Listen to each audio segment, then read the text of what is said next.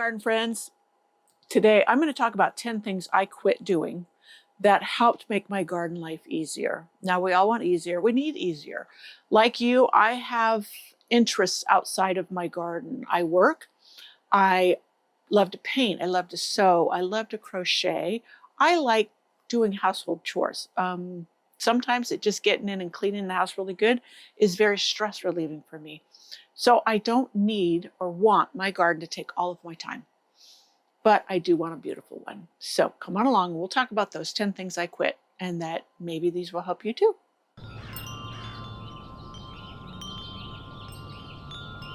Alrighty. Now, some of these may be obvious. You may have already stopped doing them. But for those that have not, then follow along. I have a list here, and I'm going to do a garden chore while we're talking about this. And that is, I'm going to pot up these pansies. I had these pansies last year in my circle garden, and they kept blooming. I put petunias in there thinking the pansies would stop soon because it got so hot, and they didn't. They just kept on going. So this was a beautiful color, and I want some more of these. I'm going to pot them up, keep them in here in the greenhouse just for color in these little 4-inch pots. All right, that being said, stock. This surprised me last year. The ones I put here in the barrel beside the greenhouse bloomed all summer long. They never stopped. Why I wanted these here in my greenhouse is the scent is just heavenly. You walk in here and yeah, it's just, I love scented flowers and scents that remind me of spring. I don't know if you can hear a little hissing, but it is my heater going that I have in here. Very cold today. And yeah, I needed some heat. So that being said, let's get on with our discussion. Let me put my glasses on so I can see everything well. So yes, pansies here. One of the things I quit doing, the very first thing I quit doing was tilling. I had one of those little mantis tillers and I love that thing. And, but it was in the shop getting the carburetor worked on more than it was running. But yeah, and come to find out, tilling isn't the best thing for your soil, as well as, you know what, it dredges up weed seeds that can then sprout and grow, and you wouldn't have had that problem as much if you had not tilled the soil. So what I do instead is I pile it with plant debris, chicken litter, mulch, leaves. Fall leaves are perfect, and you don't have to shred them. I know a lot of people say, oh, shred them, or else they're going to mat or whatever. When I'm laying them down in a garden bed or to start a garden bed, it doesn't matter. They're not going to stop the water, and matting, that's just going to prevent weeds from germinating there. So number one, stop tilling your soil. Yeah. And the microbes and worms will thank you. So another thing I stopped doing was high maintenance plants. Now, what's high maintenance for you and what's high maintenance for me could be totally different things. Because a plant that thrives is one that loves your garden conditions, and that's not dependent on your zone. The zone only tells you if it will live through the winter in your area. But to thrive, it's got to love the conditions. Like, let me give you an example of a plant that does not thrive for me. You see that root bound? I just ripped the bottom off. It'll grow new roots. Anyways, a plant that does not thrive for me is hybrid tea roses. They don't like our capricious springs. And what I mean by that is we can get warm, have a couple of weeks of warm weather, nice spring-like weather, and then all of a sudden it'll drop dramatically and we'll get a hard freeze. Well, during the warm spell, those plants had put out new growth. And thinking, oh, it's summer, it's time to, or spring, it's time to send out new canes. And then all of a sudden that hard freeze comes and all that succulent new growth gets zapped, and it really sets them back. Hybrid teas have never done well for me here, but other roses will. Now there's roses that are particularly bred for, or whatever, yeah, I guess it's bred for cold areas. There's the Griffith Buck roses, and there's some that are called ice. I'll put the name up. Yeah, and Canadian roses. So pick plants that will thrive in your garden conditions. Now, I'll give you an example. Also, when we were up in Victoria and Seattle, which those are zones 9, basically, but it's a cool, moist 9. They don't get the hot sun like places like down in Sacramento Valley or places like that. It stays cooler. It's just that their lows in the winter do not get real low, freezing. Now, they had plants that I have to keep in the shade. They had them in full sun. They had containers filled with them. They were blooming in September when mine would have only bloomed in the spring. And so they plant there according to their conditions, which even though they don't get hard freezes, they do stay moderate temperatures. They also don't get very hot. So zone 9, I just watched a garden channel and they're in England and they're going, oh, we're zone 9, but not like the hot ones in the US. There's a lot of zone 9s in the US that are not hot. So that's a misnomer. People start stereotyping. Like in California, they think we all live by the beach. No, I live in the mountains. And we have some pretty hairy winters with lots of snow. I know people, they said, you live in California? I didn't know you got snow. Yeah. So anyways, I stopped planting high maintenance plants. And sometimes that can vary,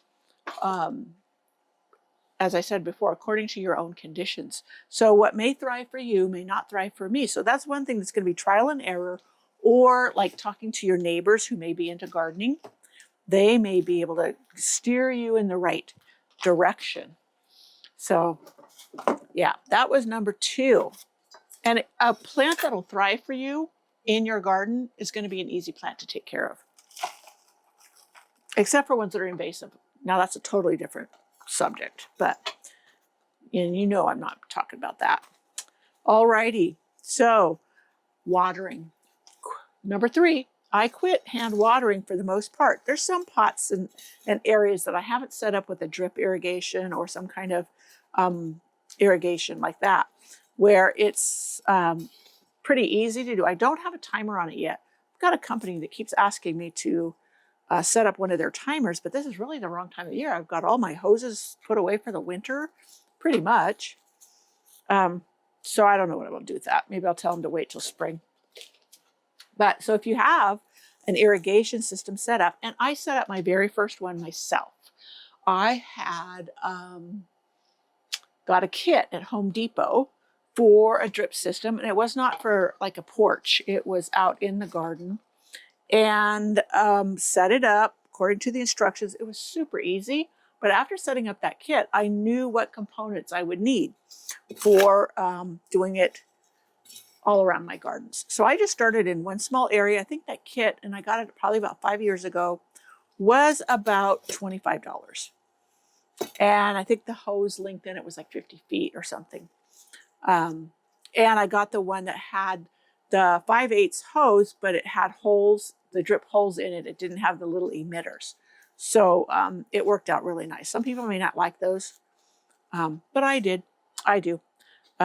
And like I said, then once I set up that kit, then I knew how to do it with just buying the components, which I bought at Home Depot, I bought at Lowe's, I bought at my local Ace Hardware. So yeah, try a drip system or something you can set up like that, that you can set it and forget it, and especially if you put it on a timer. I am going to get a timer on mine. So that was number 3. Stop hand watering. Now, like I said, I do have a few pots and stuff that are in areas that I don't have set up yet, but I'm planning on setting those up with a drip or automatic. So now another thing is I quit relying on totally annuals for all my color, and I have gone towards the perennials that are hardy in my area and will grow well for me. And I've had a lot of fun experimenting with what will do well for me. Like I didn't know about verbascums. I had almost no knowledge of it. And I picked one up at Annie's Annuals a few years back. and absolutely loved it. Now I have grown a couple more from seed, a couple more colors, I should say. One is a purple and another's a white. The original I had is like a creamy color called Southern Charm. And yeah, they love it here and they just take off and do beautifully. So, and let me see, what's a new one? Oh, I want to do cardinal flower. I have not ever tried that one.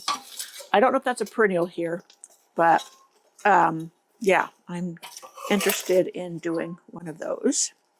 Now, I didn't know there was different colors. I thought they were all red, but there's blue ones and etc. I saw those up at Victoria at Bouchard Gardens too. Just gorgeous. Okay, so that was, I stopped relying on annuals. I do still add annuals because there's annuals I love, like petunias, etc. And I grow a lot of annuals from seed. And yeah, just, but I don't rely solely or mostly on annuals for color. So let me look at my list here. I quit using only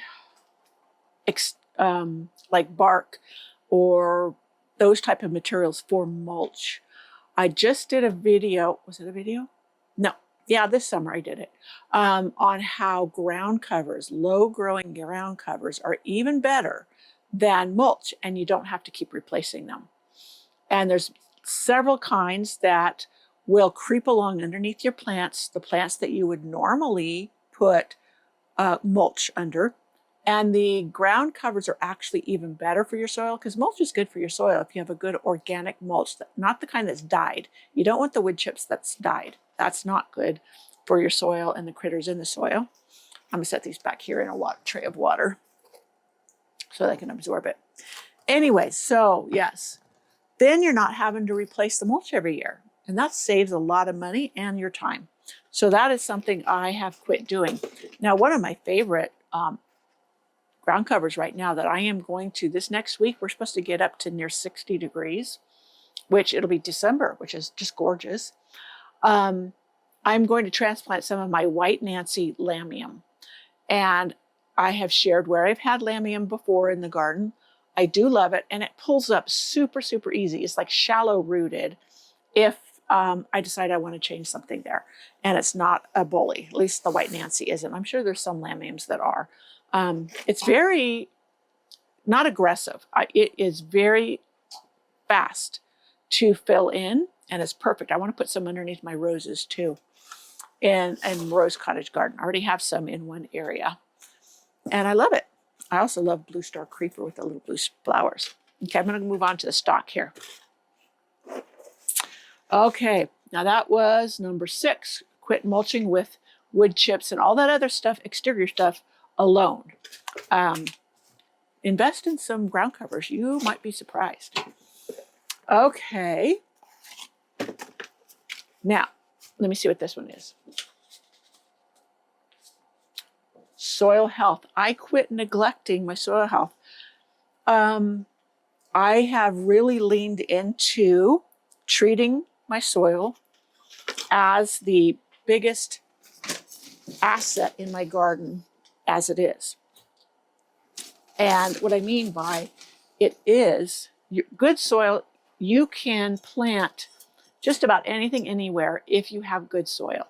I learned that on, do you remember years ago? I mean years ago, a show called The Victory Garden. Well, they had visited this gal. I remember there was ocean in the background, but I'm not exactly sure where she was living. But she had black-eyed Susans growing in a shady spot. And they were amazed at that. And yeah, because they like the full sun. And so, and that's what she said. If you have good soil, you can plant anything, anywhere, and have it thrive. I'm getting some perlite down here. I'm going to be very slow with this because perlite gets very dusty and I don't want to breathe in the dust. So focus on not fixing, but feeding your soil. I do that with my chicken manure. In the fall, I spread it everywhere and let it compost over the winter. I do that with, I get a turkey compost from a local landscape supplier. And I put that down. I use that. In fact, I'm using it now for my DIY garden potting soil. Leaves, again, I put down leaves. So anytime you're really incorporating those organic amendments into the soil, you're feeding it, and then you're creating a healthy environment for your plants. Healthy soil, healthy plants. So, yes, I stopped neglecting my soil health. Some people they want to rely just on fertilizer, and that's not what you need to be doing. You need to be feeding your soil, and then you use a lot less. In fact, in the ground, I use almost no fertilizer. I have a liquid fertilizer that I will, like midsummer, put around everywhere. It's an organic feed, especially on my roses and other plants that are super hungry. But mostly I rely on mulching, composting, and using my well-rotted or composted chicken manure. So feed your soil. Okay, now here's a huge one. This one is number 8. I think I'm on 8, aren't I? Whatever. Let me look. Yeah, 8. I stopped, or I should say, I quit feeling like I had to have a perfect, show-worthy garden. If you watched any of my garden tours all summer long, you will know, or you would have noticed, that at any given time, there was a lot going on, like chores that were half done or things sitting around still because I wasn't done in that area, and all of those fun things, because, I garden for the sheer enjoyment of it. Yes, I do share here on my YouTube channel, and that's because I love to share and I love to talk gardens. But if I was going to be one of those very, very popular garden channels, I would have a tidier garden. As you notice, when they're showing you their garden, it's pretty much pristine. Now, they also have help, and that goes a long way. Sometimes I think I want help, but like I said, I garden for the journey and not just for the end result. So give up on perfection. Just enjoy planting, watching things grow. I love trying new flowers, new to me flowers, and seeing how they'll do in my garden. Because, I have challenging conditions here in the mountains. We have cold springs. It'll go from snowy, wintry weather to, bam, summer, with hardly anything in between. Or if it is, it fools the plants into starting to grow too soon, and then they get shocked when it turns back to winter. We've had snows up until the 1st of June. So, yeah, that tells you how challenging it can be here.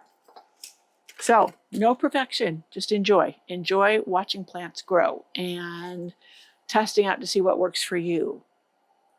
And just embrace all of it. And you're going to have to accept a little bit of a mess sometimes, but you're going to enjoy it way more. Okay, here's a big one. This is one I'm still working on. Number 9, starting beds or borders or planters, whatever, without planning a little bit.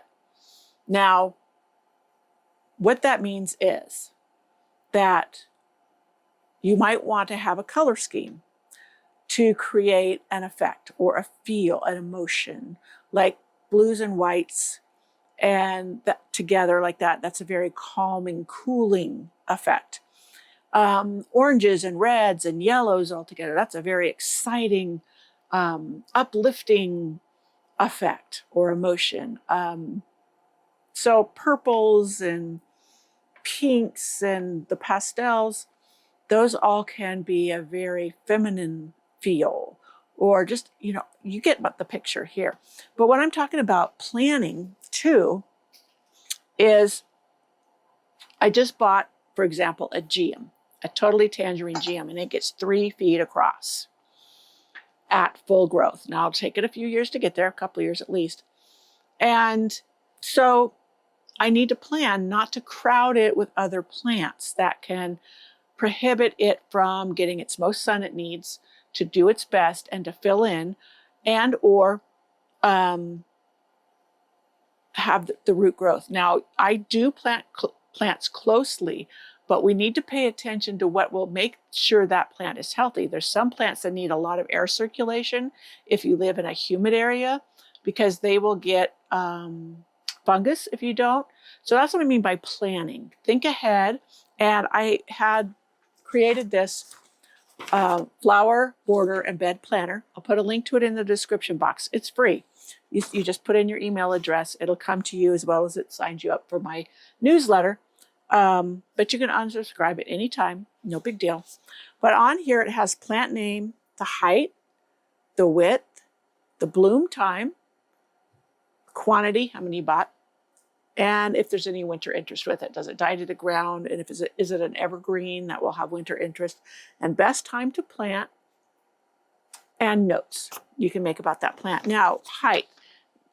In a border or a bed, you want to be able to see the plants, all the plants around. I'm going to have to turn my heater off. This is getting too hot. When the sun hits, it does warm up in here nicely. But that's what I'm doing about, plan ahead. And then you can either, like I'm starting a Mediterranean garden. I am starting to take cuttings of my rosemaries so that I could have some rosemaries in it. Maybe even a rosemary hedge. Or I'm making rosemary topiaries so that this would be potted up into a larger pot. It'll make a big, beautiful topiary that I could put on a stand or a table in the Mediterranean garden. Now, it takes a while for them to get going. So if you want some instant impact, you need to plan ahead. And that's what I'm doing. I won't get these into the garden until spring, but I'll have a jump on my Mediterranean garden. I also have lavenders that I've got going. Excuse me.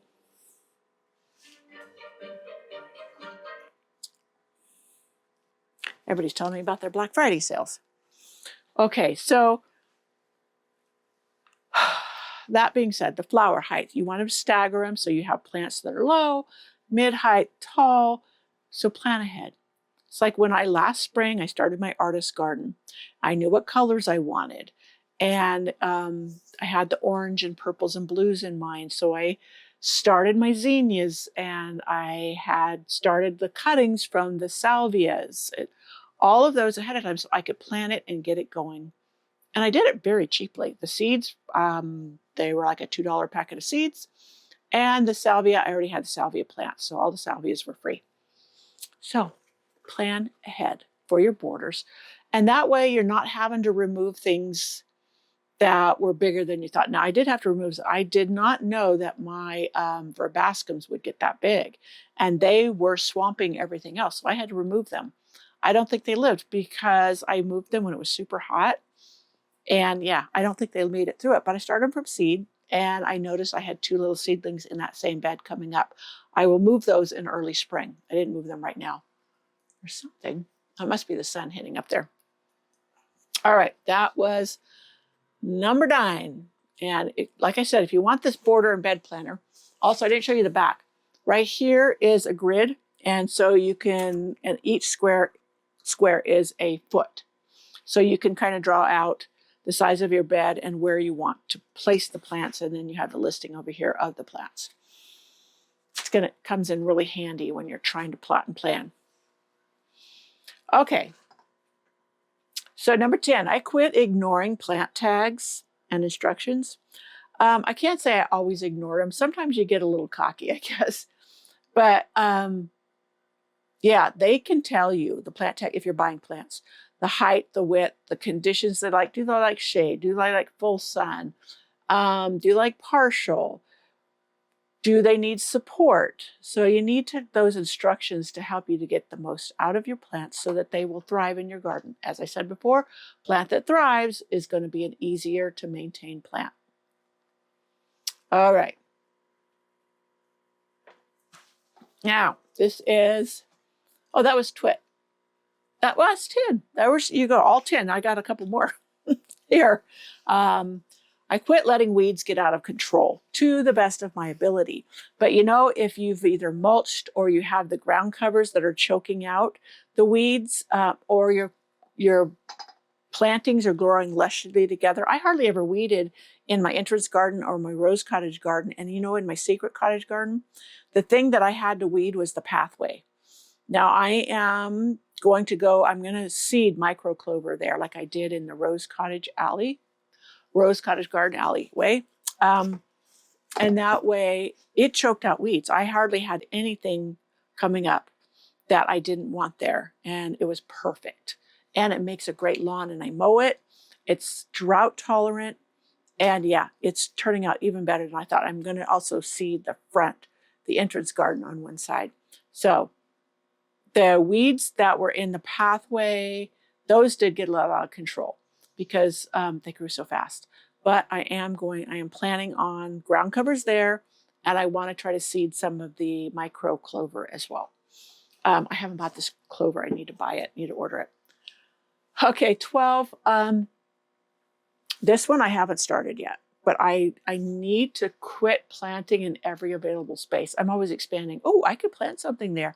Now, that being said, Mediterranean garden, that's going to be easy care too, because I'm going to plant things in there like the rosemary and the lavenders. And I have my conifers in pots. I have stuff like that all ready to go. I have roses I've started from cuttings, and all of them will be safe from the gophers. They don't like lavender and rosemary, so I'm safe there. I have all my succulents. I got my succulents putting out babies like crazy. So number one, it's going to be free, because all these things I've started myself. And number two, they're gopher proof. And then number three, they're drought tolerant, because that area does not yet have any irrigation to it. So that is why I'm going with the Mediterranean. Plus, I love the look. I fell in love with the picture. I'll probably put the picture up. And it just gave me the idea, and I thought, oh, I really like that. Okay, so I think that's it. 12. There you got your bonus. Don't forget to grab your border planner at bed and border planner with the graph. I just have 3 more of the stock, and then I'll probably put them up in one of these containers. Can you see? Yeah, this one in here. And then, yeah, it's going to be beautiful in here. I can move probably some of the geraniums around and all of that. So I hope this was helpful. Thank you for coming along with me while I potted and we talked about things. Now, so what you tell me some things that you have quit that is helping you have a simpler, more maintenance-free garden. There's never, I shouldn't say maintenance-free, because that's a misnomer right there. I love the maintenance. I love working in my garden and being out in it. In fact, this morning I was like out when it was frosty to see where I could dig up and move some of my iris. And like I said, this next week is going to be in close to 60 degrees. So it's going to be nice to get out. There's a window of time, probably of about 2 hours, that it stays nice. And as soon as the sun goes behind the trees, it starts getting really cold again. So that being said, I hope you come along on my next video. I will have these set up here in a bit, and then we'll talk about something else fun, what's going on. So see you then. Bye.